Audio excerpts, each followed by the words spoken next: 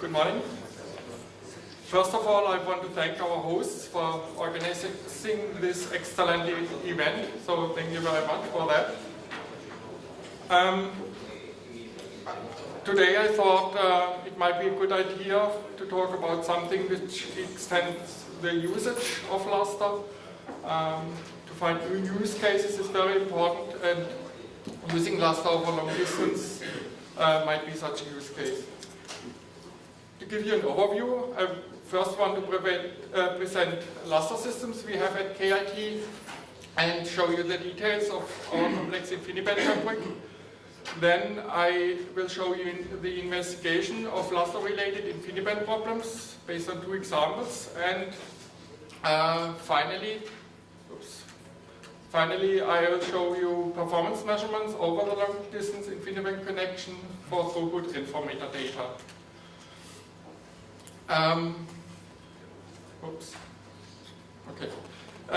These are our Lustre systems. So we have 10 Lustre file systems, and all are connected to the same Infiniband fabric.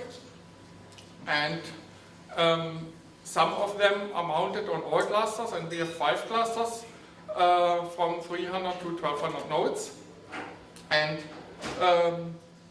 last year we extended our Infiniband fabric at Campus South to Campus North over a distance of 33 kilometers. This is the distance on the dark fiber, and the bandwidth is 320 gigabytes per second. The details of our Lustre systems. So the columns here, you see that this is the way we purchase the system. So we usually purchase several file systems at once. And in the lines, you see the different file systems here. So the biggest file system has 3 petabyte, and it has 50 gigabyte per second throughput. The storage hardware is SFA 12K and ES7K, both from DDN. As Lustre versions, we use DDN's Exascaler product, and this is based on Intel Enterprise Edition for Lustre. The long distance connections, we have 2 dark fibers for reliability, and even at the endpoints, in Campus South and in Campus North, we have a distance of 1 to 2 kilometers here. And this allows to have transparent failover in case one dark fiber goes down. And it's the same as if you lose some Infiniband switches. The length of the 2 dark fibers is actually different. It's 28 and 33 kilometers. And we use different protocols over the same dark fibers. So 10 gigabit Ethernet, 100 gigabit Ethernet, Infiniband fiber channel. These are the network connections between the 2 sites, and on each side there are more than 4,000 employees. The underlying technology is dense wavelength division multiplexing, DWDM. And in fact, when we installed the Infiniband, there was not enough space left. So the width of the channels was reduced, the so-called spacing was reduced, and then we had enough space for the Infiniband connections. This was just done by replacing some hardware components.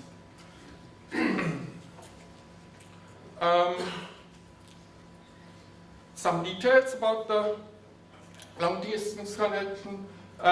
Okay, this here is Campus South, and on the right hand side I did not print all the components. These components are of course also available here. Then we go from Infiniband protocol, FDR10.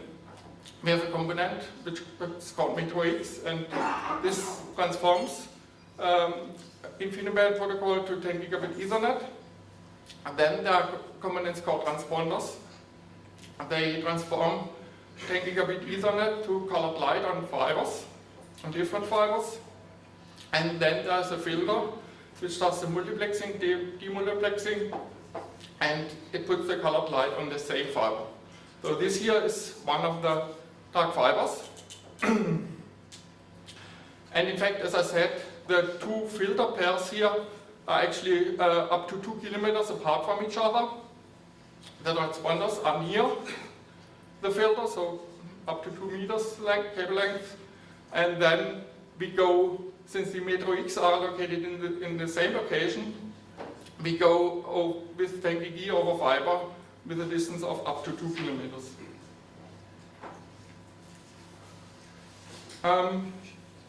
The Metro X IP switches are special hardware, and the important thing is that they have enough buffers to fill the full length of the dark fiber. So Infiniband is lossless, which means you have to keep the buffers until you get the response that a buffer has successfully arrived on the other side. And if you have a long connection, it takes some time until you get this acknowledgement, and therefore, and you want to feed the dark fiber with packets, so we have to have enough buffers on these switches. And in fact, there are different flavors of Metro X switches, and we have a flavor which is good up to 40 kilometers. If you have a longer distance, you need more buffers in those switches. And just to mention, there's an alternative product, it's called Obsidian Longbow. Then the details of the network. So we have here Campus South and Campus North. The different colors are different Infiniband flavors from QDR to EDR. The boxes are switches here, all these switches. We have more than 200 switches. And of course I did not print all of them, though there's a replication factor here. Most of them are inside clusters, so this is one cluster. Also replication factor is printed for the cable connections. So these here are the Metro X systems. Yeah, and the open lines are connections to the clients or servers here. Yep. We have up-down routing. This is done because we do not want to have packets which go from one cluster node to another cluster node on the same cluster to travel over the central Infiniband network. They should stay within the switches of the cluster. The first example, to investigate Lustre connectivity problems, we had seen that failover servers on all file systems reported new client connections. This meant that many clients had problems to reach the active servers, and since it happened on all file systems, this really looked like a central Infiniband problem. We also saw that some of the newly installed servers were failing over Lustre services, and further investigation showed that the reason was that ping on Infiniband had failed. Yeah, it should not have done the failover, it was also bad configuration, but the important thing here is that ping on Infiniband between the servers had failed. We also had 2 clients on the new cluster, which lost their connection to everything on Infiniband, and this happened while an Infiniband throughput benchmark was running. So, yeah, we had no idea what it was. Further investigation showed that the problem disappeared after the reboot of the switch with the bad clients. The problem was reproducible, so if we started the benchmark again, even on few clients, which included the 2 bad, the problem appeared again. So, and the Infiniband subnet manager did not show anything bad, so it showed a healthy fabric. And we thought, okay, maybe it's the switch which connects on the clients, and replacing that switch did not help. On the next slide, I'll show this again. So we had failed client connections between these clients and these servers here. And since we have up-down running, only these components are involved. And the file system was actually mainly, this file system was actually mainly mounted on this cluster. Then we have the failed ping on Infiniband, again, in a completely different area. This was here between these servers.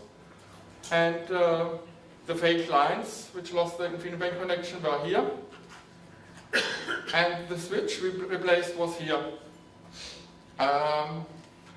And actually the bad component was that switch, yeah, on the other side of the connection. We found this by checking the routes of the two bad clients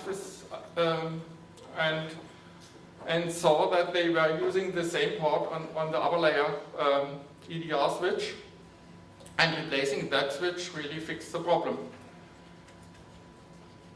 So you should not ignore problems on a few bad clients. We also had seen that in other cases.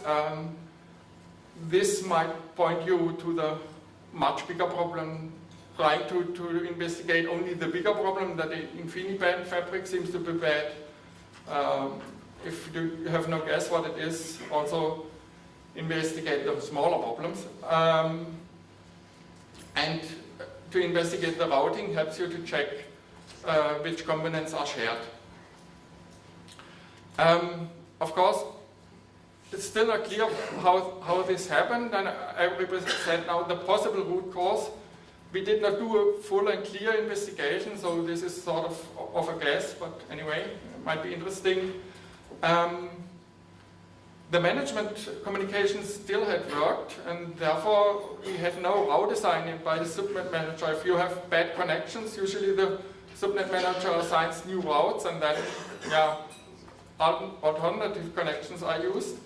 And maybe this was because the subnet manager had in connection to the leaf switch over an alternate connection.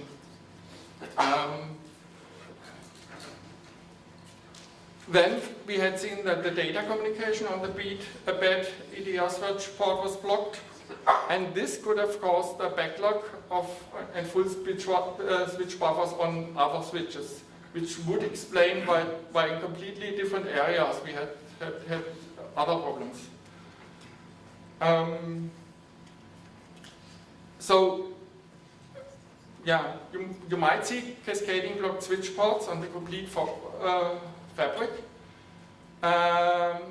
And we also do not know how to clearly investigate such issues. We had started to talk with Mellanox about the problem, and the next step would have been to collect logs from all switches, which would have been gigabytes of data and would have taken days to collect those logs. So we decided to try to replace that second bad switch, and the focus was really to bring the system in production again and to have everything healthy. And since this problem only appeared once, and we have 10 years of Infiniband production yearly, so we do not believe that it will happen frequently. The next example is how do you investigate Lustre performance problems. So what I wanted to do is to measure the performance over the long distance Infiniband connection on the file system level and get as much performance as possible over the long distance connection. So therefore I used the 50 gigabytes file system, gigabyte per second file system, which is located here, and a number of clients located here. And in the red area you see the components used. The bottleneck seems to be, or should be, the 8 connections of the 8 FDR10 connections of the Metro X here. So this is the weakest part. when I did the measurement with IO zone, I only reached 22 gigabytes per second throughput. And as I said, with 8 FDR10 connections, the peak should be 38 gigabytes per second. Also, I measured with one connection and I got 4.6 gigabytes per second throughput. This is good, since if you multiply this by 8, that's about 37 gigabytes per second. So if you have performance problems, usually during acceptance, probably many of you already made that experience, it's a good idea to investigate the Infiniband topology. And the investigation was that we have 8 FDR10 connections, but the file system actually has 10 OSS. And Infiniband has static routing, so the load is not dynamically distributed over the connections. This means some OSS share the same FDR10 connection and stay on them. We have more OSS than FDR10 connections, that's the reason for that. And Lustre on the other side distributes the files to OSTs and evenly distributes them to OSTs if you do nothing with striping. Then this means the performance per OSS is actually half of FDR10. And if you do the calculation with that, with 10 OSS and FDR10, half of FDR10, you get 24 gigabytes per second, which means the measured 22 gigabytes per second are good or not bad at least.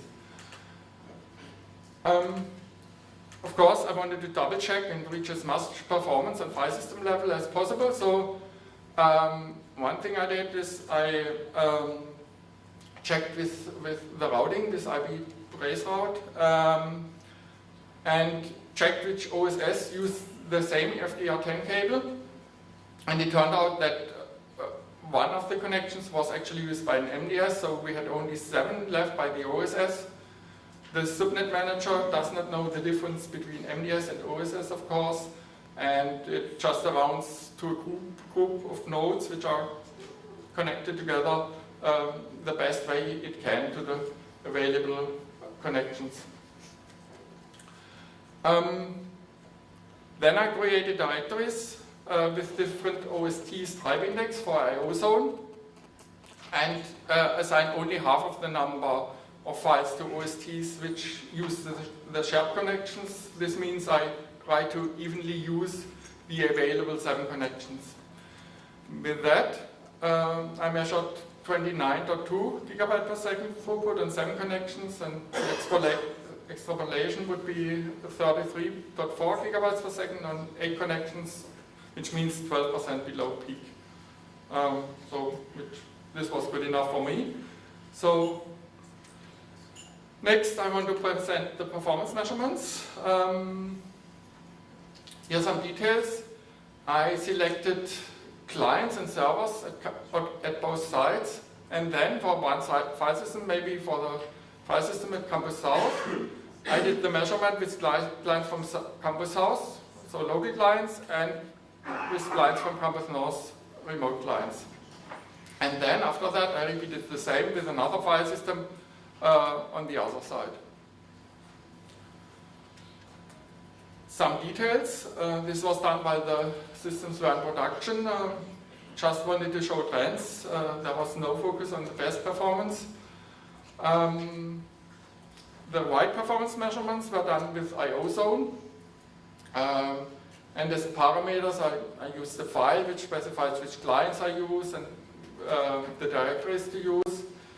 This parameter means that I only did write tests, did no retests, and record size was 1 megabyte. And the thread count is actually, should probably better to say process count is specified with the parameter, and the other parameter here is the size of the files. It's 8 gigabyte. For metadata performance, I did the measurement with MD test. I used unique directories per client to emit locking effects, use 10,000 files and repeat it 3 times with this parameter, and then there was a delay of 10 seconds, and specify the directory which should be used. The clients which were used were LAD16 and LAD17 clients. What could make a difference is the overhead stack. We did some measurements on the Infiniband level, and it showed that the Mellanox stack had some improvements. So we have Mellanox stack on this system, on this new system here, and native overhead stack on the other system. The adapters on the clients are both FDR but different flavors, and the file system use also are different versions. This also means this different Intel Enterprise Edition for Lustre versions, which means different patches. Both are based on Lustre 2.5, I believe, but different patches and different backports from newer systems, so this also could make a difference. The file systems, we have as MDT storage, the standard MDT storage from DDN, which is Dothill systems with SAS disks. For the OSTs, we have ES7K and SFA12K controllers, but both file systems have 4 servers, and the other file system here reaches about a little bit more than 20 gigabyte per second throughput, and the lower a little bit more than 16 gigabyte per second throughput. So different disks, different exascalar versions also on the servers. The first measurement, wide performance, the file system at Campus North. You can see that the remote clients here from Campus South are a little bit slower, but they are on older hardware and also on older software. Also want to mention this, since the peak is more than 20 gigabytes per second, then the long distance connection also has an influence, because we have 4 OSS. Each OSS uses the same FDR10 connection, and FDR10 is less, performance is less than 5 gigabytes per second per OSS. So this means that that is also limiting a bit. It's a bit an explanation why the remote clients are a bit slower. Doing the other way around, this time we have the peak of 16 gigabytes per second per file system with 4 OSS. Per OSS it's about 4 gigabytes per second, and then we are below the FDR10 speed. Also, the remote clients are a bit newer, and here then we see more or less exactly the same performance. For the metadata performance, file creation, there's a pretty huge difference. We have much slower performance from the remote side, but this is, or for me this was expected, because yeah, you have lots of RPCs, and then you have the delay of the wide area connection in these RPCs because of speed of light, and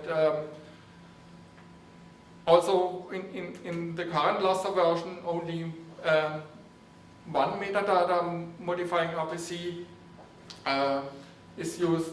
This is an explanation. While with few clients the performance is reduced. If you use many clients, the delay on the server is dominating, and not the delay on the network, and we pretty much have the same performance. Doing it the other way around, this is the only slide which brought a bit yeah, of a surprise, because now the performance is pretty much the same. You can also see that the figures, especially from the local clients, are lower for few clients here. So with the other, this was much higher rates. For the other file system, this was much higher rates. And my explanation for that is that it's probably because we have older Lustre versions on clients and servers at Campus South.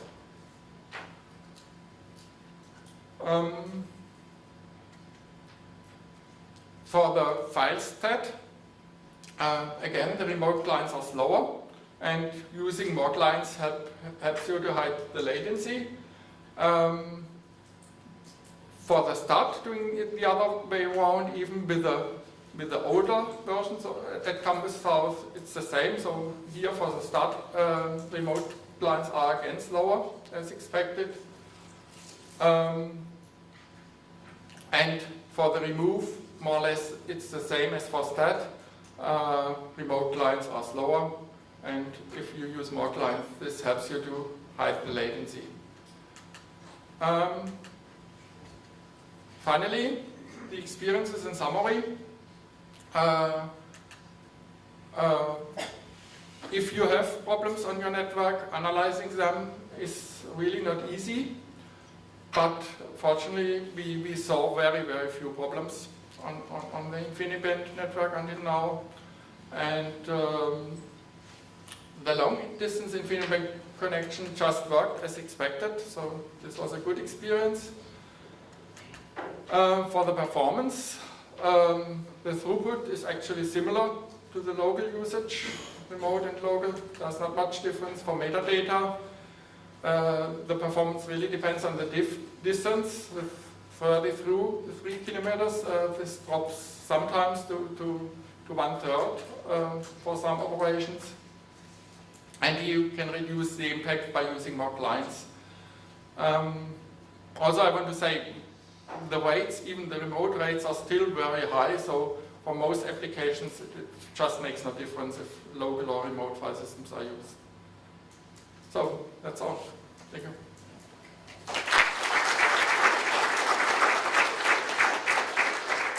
Do we have questions? You didn't talk about the LNet configuration. You have a single Infiniband fabric, but Yep. what did your LNet configuration look like? We have one LNet. Is that easy? Yeah, that easy.